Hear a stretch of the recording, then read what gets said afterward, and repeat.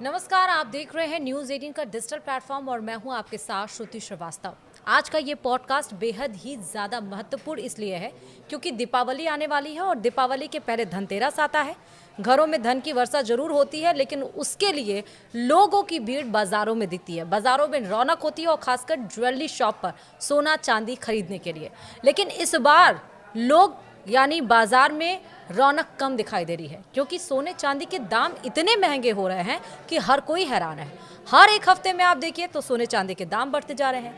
Indian Boolean jewellers association यानी कि IBJI के मुताबिक अगर हम बात करें तो एक हफ्ते में 4,571 रुपया सोना का बढ़ गया है और मौजूदा अगर अभी देखें तो 1,21,000 समथिंग सोने का रेट, 1,21,525 इतना सोने का रेट चल रहा है।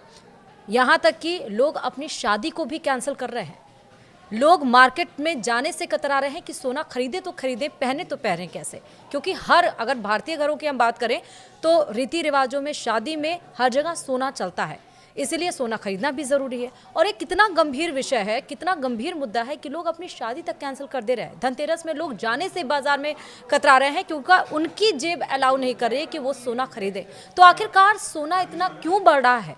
क्या सोने में इस समय इन्वेस्टमेंट करना सही है? आखिर सोने का दाम कहाँ तक पहुँचेगा? ये तमाम सवाल लोगों के जहन में चल रहे हैं। और हम अगर आपको बताएं तो पिछले साल धनतेरस से इस बार धनतेरस 2025 में सोने में 4 गुना इजाफा हुआ है।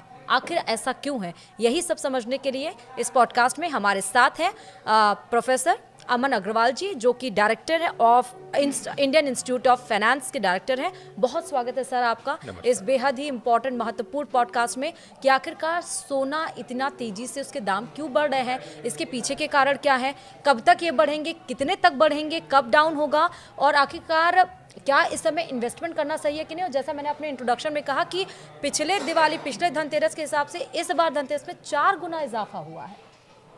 देखिए, जो सोना है हिंदुस्तान को अगर लेके चलें तो ट्रेडिशनली हिंदुस्तान बहुत ज़्यादा कंज्यूम करता है। हिंदुस्तान में हम माने तो सिर्फ हिंदुस्तान सरकार नहीं, रिजर्व बैंक नहीं, पर आम आदमी ज्वेलरी के फॉर्म में सबसे ज़्यादा कंज्यूम करता है। अगर हम वर्ल्ड के अंदर देखें, हिंदुस्तान के बाद चाइना आता है जो सबसे ज़्यादा गोल्ड कंज्यूम करता है। हिंदुस्तान की कंजम्पशन इस समय करीबन 25 से 30% के करीब है। टोटल प्रोडक्शन जो होती है वर्ल्ड में नंबर 1 पे चाइना है प्रोडक्शन में, पर कंजम्पशन पे इंडिया सबसे ज़्यादा आता है। अगर हम देखें कंजम्पशन और किस हिसाब से लोग नॉर्मली रहता है, क्या स्ट्रक्चर रहता है पूरे गोल्ड का सिस्टम का, तो ये देखने में आया है कि जो ज़्यादातर गोल्ड है, करीबन 45% के करीब जो गोल्ड प्रोड्यूस होता है विश्व में, वो कंज्यूम होता है ज्वेलरी की फॉर्म में। करीबन 25% के करीब कंज्यूम होता है इन्वेस्टमेंट की फॉर्म में, मतलब कि जो निवेश करते हैं, गोल्ड बार खरीद के रख लिया, गोल्ड कॉइन खरीद के रख लिए, या इस तरीके से गोल्ड बॉन्ड्स खरीद के रख लिए, इस तरीके से जो कंजम्पशन होता है। उसके अलावा जो है फिर सेंट्रल बैंक्स हैं, उनका भी करीबन 24 से 25% कंजम्पशन गोल्ड का देखा गया है। अगर हम अभी हिंदुस्तान के ऊपर आए, उसके बाद और भी टेक्नोलॉजी कंपनीज हैं, ये जो चिप स्ट्रक्चर्स बनते हैं, चिप चीज़ें बनती हैं, इनमें भी कंजम्पशन होता है करीबन 7 से 8% का। अगर हम हिंदुस्तान को ही अकेले देख के चले तो जैसे मैंने कहा, हिंदुस्तान सबसे बड़ा करीबन 880 टन के करीब 2024 में हिंदुस्तान ने कंज्यूम किया था ऑफिशियली। अनऑफिशियली भी करीबन 300-400 टन के करीब स्मगल होकर हिंदुस्तान में आ जाता है साल प्रति साल। जो ज़्यादातर कंजम्पशन हिंदुस्तान का होता है वो ज्वेलरी की फॉर्म में होता है, पहले अभी भी हो रहा है। दूसरा जो सबसे बड़ा कंजम्पशन इस समय हिंदुस्तान में देखने को मिल रहा है पिछले 3 साल से स्पेसिफिकली, वो है रिजर्व बैंक ऑफ इंडिया, जो सेंट्रल बैंक है। अगर हम इसी साल को लेके चलें, अगस्त 25 तक करीबन 800 मिलियन टन के करीब वो ले चुका है। जो उनका जो कंजम्पशन है वो खरीदते रह रहे हैं, करीबन टन खरीदते जा रहे हैं, हर महीने 3 से 4 मिलियन टन खरीद रहे हैं वो, जो रिजर्व बैंक रखता है। तो उससे भी एक तो गोल्ड प्राइसेस बढ़ती हैं।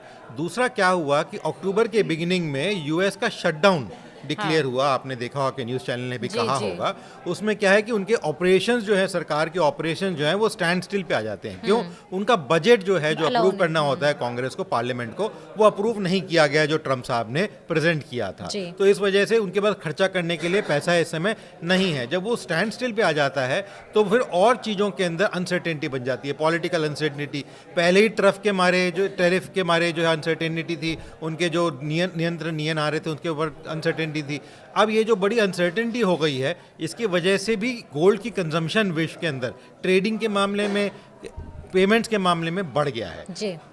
तीसरा जो एक कारण हिंदुस्तान के लिए स्पेसिफिकली जो हम देख रहे हैं पिछले 6 महीने से, गोल्ड का रेट जो है 80,000 से जाके 1,20,000 के आसपास हो सकता है, कुछ दिनों में 1,30 भी टच कर जाए। हाँ। वो एक कारण ये भी है कि जो रुपया का रेट है अगर हम लेके चलें, वो 6-7 महीने पहले 80-81 के आसपास था, इस समय 88 रुपये के आसपास और 89 के आसपास जाने की उम्मीद हो रही है, जिस तरीके से गिरता आ रहा है वो। तो जब वो रेट गिरता है, क्योंकि जो गोल्ड की प्राइसिंग होती है वो लंदन स्टॉक एक्सचेंज में की जाती है, हिंदुस्तान में नहीं की जाती है। वहाँ पे भी अगर हम देखेंगे तो अक्टूबर के सितंबर या अंत महीने से, मतलब 27-28 सितंबर से लेके अब तक जो है वहाँ पे भी उछाल देखने को मिला। चाहे यूएस डॉलर की प्राइसेस देखें, चाहे हम पाउंड की प्राइसेस देखें, वहाँ पे भी थोड़ा उछाल देखने को मिला। एक तो वो उछाल हुआ, दूसरा जो रुपया गिरा उसकी वजह से रेट बढ़ा, और अब जो है अगले 6 महीने त्योहारों का सीजन है। कोई आप रिलीजन देख लें, सब रिलीजन्स के त्योहार हैं, शादियां होती हैं, तो उसमें खरीदारी बढ़ती है। और इस समय अगर हम मार्केट में बात करें, जो सोने के सुनार होते हैं, जो ट्रेडिंग भी करते हैं, खरीदते भी हैं, इस्तेमाल भी करते हैं, हमारे लिए बनाते भी हैं सामान, वहाँ पे ब्लैक में सोना चल रहा है। आप कह रहे हैं कि लोग नहीं जा रहे मार्केट में, वहाँ पे वो कह रहे हैं कि ब्लैक में इस समय सोना, मतलब जो कैश वाला सोना हो रहा है वो 10,000, 15,000, 3,000 रुपये एक्स्ट्रा जो मार्केट रेट है उससे ज़्यादा में लोग खरीदने को तैयार हो रहे हैं। तो इसलिए डिमांड काफ़ी हाई इस समय हुई है गोल्ड ज्वेलरी वगैरह की। और इसी वजह क्या है, क्योंकि लोगों की, जैसे आपने कहा, शादियां बंधी हुई हैं, फेस्टिवल्स बंधे हुए हैं, बहुत सारी चीज़ें हैं जहाँ पे माना जाता है, धनतेरस आता है कि हमें कुछ खरीदना ही खरीदना है, तो लोग अपनी उम्मीद से ज़्यादा जाके खर्चा करते हैं और ख़रीद के लाते हैं, क्योंकि उनको माना जाता है कि वो शुभ है और फैमिली के लिए बड़ा शुभ रहेगा वो। तो इस वजह से काफ़ी सारे त्यौहार हैं जहाँ पे आप देखेंगे खरीदना हो रहा है, और इसकी ये 3-4 कारण है जिसकी वजह से हमें जो सोने में तेज़ी देखने को मिल रही है वो देखने को मिलेगी। और मेरे विचार से अगले 1-1.5-2 महीना ये तेज़ी और देखने को मिलेगी, उसके बाद थोड़ी गिरावट हो सकती है, क्योंकि दिसंबर के अंदर क्लोजिंग होती है अमेरिका और यूरोप के अंदर। वहाँ पे काफ़ी सारे जो कंपनियाँ होती हैं और इंस्टीट्यूशंस होती हैं जिन्होंने गोल्ड खरीद रखा होता है, अपनी बैलेंस शीट को थिक दिखाने के लिए उसको वो सेल करेंगे, मार्केट में डालेंगे, तो वहाँ पे उस समय गिरावट देखने को मिल सकती है। ठीक है, लेकिन आपने देखिए दोनों बातों में थोड़ा सा मुझे अंतर, मैंने जो कहा था कि बाजार में रौनक नहीं है, वो मजबूरी, बस अब किसी की शादी पड़ गई है तो जाना ही पड़ेगा, शादी नहीं। लेकिन ये भी है सर, बहुत सारे ऐसे केसेस अभी हमने देखे, राजस्थान में एक ने शादी कैंसिल कर दिया, बिल्कुल, तो उसका इफेक्ट भी, प्रभाव भी पड़ रहा है। आप बिल्कुल ठीक कह रहे हैं, ये चीज़ों का प्रभाव जरूर पड़ता है, पर देखिए हर एक शादी के अंदर बजट हिल जाता है। हाँ, आप 2 लाख तक खरीदने जा रहे हैं, अब 1,21,000 का अगर सोना है समथिंग 20, तो आपका बजट तो उससे बहुत हाई चला गया। नहीं, आप बिल्कुल ठीक कह रही हैं, पर देखिए कोई भी जो शादी का बजट होता है वो ये देख के नहीं होता कि मेरे को 1 तोला सोना देना है या 1 किलो सोना देना है या 1.5 किलो सोना देना है या 100 ग्राम सोना देना है, ऐसे नहीं होता है कोई बजट शादी का। शादी का बजट होता है कि मेरे को 5 लाख रुपए खर्च करने हैं, 50 लाख रुपए खर्च करने हैं, 1 करोड़ खर्च करना है, 5 करोड़ खर्च करना है साल शादी के ऊपर। उस हिसाब से आदमी खरीदारी करता है। तो ये कहना कि शादियां इस वजह से आगे नहीं हो सकता है, क्योंकि आजकल जो लड़का लड़की है वो अपनी फैमिली को, ग्रोथ को देखते, फाइनेंसेस को देखते हुए, कितना मेरे पास आएगा उसको भी मद्देनजर रखते हुए डिसीजन लेते हैं कि हम इसको बाद में शिफ्ट कर देते हैं, अभी ना करके। क्योंकि सिर्फ एक सोना ही नहीं, सारी चीज़ों में आप होटल के खर्चे देखिए, होटल के रहन सहन का, आने जाने का जो है वो चीज़ें बढ़ रही हैं। क्योंकि अभी पिछले 1-1.5 महीने में सारे हिंदुस्तान के अंदर जहाँ जहाँ नदियाँ हैं वहाँ पे बहुत पानी आया हुआ था, आपने देखा सब जगह पानी भर रहा था, बहुत सारी चीज़ें डिस्ट्रॉय हुई हैं। तो इस वजह से जो है रेट जो है काफ़ी ज़्यादा ऊपर बढ़े हुए हैं हर एक चीज़ के। तो वो भी एक कारण रह सकता है, ये नहीं कहेंगे सिर्फ एक सोना ही एक कारण है। बिकॉज जैसे मैंने बताया, जो बजट होता है वो रुपयों के अंदर तय किया जाता है, वो ये नहीं किया जाता कि मैं 100 ग्राम सोना लूंगा या 10 ग्राम सोना लूंगा या 1 किलो सोना लूंगा। मतलब आपके कहने का मतलब है कि जो रेट बढ़ रहे हैं गोल्ड के, उसके कुछ फैक्टर्स है, जैसे जियोपॉलिटिकल फैक्टर्स हो गए, अमेरिका का टैरिफ वॉर हो गया, रशिया यूक्रेन वॉर हो गया, अमेरिका का टैरिफ वॉर की जगह शटडाउन जो उनका है वो ज्यादा मेजर एक कंट्रीब्यूशन है। शटडाउन जो हो गया, और दूसरा ये कि हमारी डिमांड जो बहुत ज्यादा बढ़ रही है, जिस वजह से मार्केट, सेंट्रल बैंक हमारा कभी की जो चेन है वो डिमांड एंड सप्लाई वाला चेन हो गया, जिस वजह से। लेकिन सर अगर हम 9 महीने की बात करें तो मेरे पास आंकड़े हैं वो 45,300 ₹63 बढ़ चुके हैं 9 महीने में, इतना बिल्कुल। सोना बढ़ा है। बिल्कुल। ये आप कह रहे हैं दिसंबर के बाद जैसे क्लोजिंग होगी अमेरिका और उसमें, उसके बाद सोने के दाम कम होंगे, तो इसके पीछे के यही फैक्टर्स अगर हम मार्केट स्ट्रैटेजी को देखें तो फिर ये एनालिसिस कहाँ तक, क्या अगले साल भी हम इसको देखिए देख सकते हैं? जी, जी इसके ऊपर डिपेंड करेगा कि अब जैसे जो शटडाउन हुआ है अमेरिका के अंदर, जहाँ पे उनका बजट पास नहीं हुआ, ये कितने दिन चलता है। जब हम देखें कि ट्रम्प का पिछला जो काल था उसमें भी एक शटडाउन हुआ था, वो 35 से 38 दिन चला था।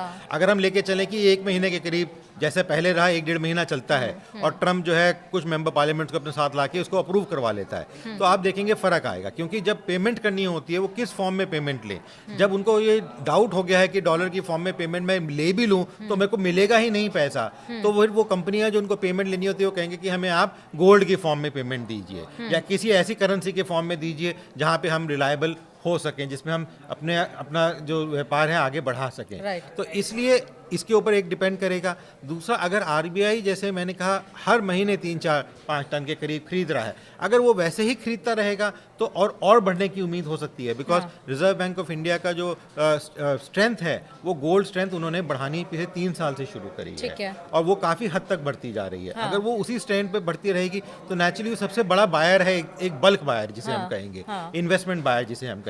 उसका तथ्य इससे नहीं है कि वो उसने यूज़ करना है या कहीं दिखाना है या कुछ कंजम्पशन करना है, उसका सिर्फ एक इन्वेस्ट करके सिक्योरिटी बढ़ाने के लिए है हिंदुस्तान के लिए। तो वो एक जो तथ्य बढ़ रहा है, अगर वो उसी रेट से बढ़ता रहेगा तो मेरे विचार में कहीं गिरावट देखने को नहीं। पर जो क्लोजिंग होती है वो दिसंबर के अंदर दूसरे और तीसरे हफ्ते के अंदर देखने को मिल जाती है, मतलब बीच में हमें महीने को मिल जाएगी। तो दूसरे तीसरे हफ्ते में दिसंबर के हमें फॉल होता हुआ देखने को जरूर मिलेगा। ठीक है, तो अभी आपके हिसाब से अकॉर्डिंग टू यू अभी क्या करना चाहिए कंज्यूमर्स को, कि खरीदना चाहिए या नहीं खरीदना चाहिए? अगर खरीदना भी चाहिए तो कितना खरीदना चाहिए? देखिए जी, इस समय बहुत ज़्यादा वॉलीटिलिटी है। जैसे मैंने कहा लंदन के अंदर भी प्राइसेस बढ़ रही हैं, उसके जियोपॉलिटिकल रीजन, जैसे यूएस का और भी रीज़न, रशिया का भी हो सकता है और कारण भी हो सकते हैं। तो वो एक कारण जो बन के आ रहे हैं, उसके मद्देनजर रखते हुए जब इतनी ज़्यादा वॉलीटिलिटी होती है, अगर आपके पास बहुत ज़्यादा पैसा है खेलने के लिए तो आप ज़रूर इन्वेस्ट करें। अगर बहुत ज़्यादा नहीं है तो थोड़ा आप अभी सहनशीलता रखिए, थोड़ा आगे देखिए क्या होता है। दूसरी चीज़ ये है कि जिसको ज़रूरत है उसको तो ज़रूरत का खरीदना ही पड़ेगा। शादी करनी है, किसी को देना है, या ये त्योहारों का हिसाब देखना है कि कुछ लेके आना है, तो वो थोड़ा बहुत जो खरीदना चाहते हैं उसमें खरीदें और आगे बढ़ें। बिकॉज ज़िंदगी रुकती नहीं है, किसी भी रेट पे हो सोना। इन्वेस्टमेंट करना सही है? देखिए, इन्वेस्टमेंट जैसे मैंने कहा, अगर आप लॉन्ग टर्म इन्वेस्टमेंट कर रहे हैं तो कोई दिक्कत नहीं है, पर अगर आप शॉर्ट टर्म इन्वेस्टमेंट कर रहे हैं तो उस केस में आप थोड़ा सा धैर्य रखें। Short term in the sense एक शॉर्ट टर्म होता है कि जी एक महीना, 2 महीना, 3, कई बार जो डे ट्रेडर टाइप होते हैं ना जी, आज सुबह खरीदा, शाम को बेचा, कल बेचा, इंट्राडे टाइप होते हैं, 2-3 दिन में, 1 हफ्ते में बेच दिया कि देखिए कि बढ़ रहा है। उस टाइप के लोग जो है उनको थोड़ा कॉशियस होकर चलना तो जरूरी उनको है। इन्वेस्टमेंट कब करना चाहिए? जब दिसंबर में थोड़ा प्राइस लो आए? मेरे विचार में जैसे ही थोड़ा घटेगा तो उसके बाद उसके बाद वो इन्वेस्टमेंट कर सकते हैं, और घटना होना ही है। बिकॉज इतनी जो प्राइसिंग बढ़ रही है ये स्टेबल प्राइसिंग नहीं है, और कोई ऐसा कारण नहीं है जिसकी वजह से ये एकदम से बढ़ रही है। हिंदुस्तान में जरूर बढ़ेगी। जैसे मैंने कहा त्योहारों का समय है, शादियों का समय है, तो डिमांड बढ़ती है। और जैसे मैंने कहा जो गोल्ड के जो व्यापारी हैं वो कह रहे हैं कि इस समय तो ब्लैक में गोल्ड बढ़ रहा है, मतलब कि जो मार्केट रेट है उससे भी ज़्यादा लोग देने को तैयार हो रहे हैं। ठीक है, बहुत शुक्रिया सर, बहुत ज़्यादा शुक्रिया। ये थे प्रोफेसर अमर अग्रवाल जो कि director Indian institute of professor थे और फाइनेंस थे, जिन्होंने हमें विस्तार से बताया, यानी कि पूरे एनालिसिस के साथ कि आखिर गोल्ड के दाम मार्केट में क्यों बढ़ रहे हैं, कब तक बढ़ेंगे, कब फॉल होंगे, आपको इन्वेस्टमेंट करना चाहिए नहीं करना चाहिए, और जो शॉर्ट टर्म के इन्वेस्टर्स हैं जैसे इंट्राडे वाले 1 महीने 2, उनको इन्वेस्टमेंट कब करना चाहिए, लॉन्ग टर्म के इन्वेस्टमेंट को। और अगर बात सही है कि कंपनी के साथ जैसे कि एम्प्लॉय आए एम्प्लॉय जाए लेकिन कंपनी चलती रहती है, वैसे मार्केट का भी है कि सोना महंगा हो या सस्ता हो, जिसको खरीदना है वो खरीदेगा ही। बहुत बहुत शुक्रिया सर हमारे साथ जुड़ने के लिए, और आप इस पॉडकास्ट को लोगों तक भी फॉरवर्ड करें ताकि उनको भी एग्जैक्ट पता चल जाए कि आखिरकार गोल्ड के दाम क्यों बढ़ रहे हैं। इस पॉडकास्ट में जुड़ने के लिए बहुत बहुत शुक्रिया। नमस्कार।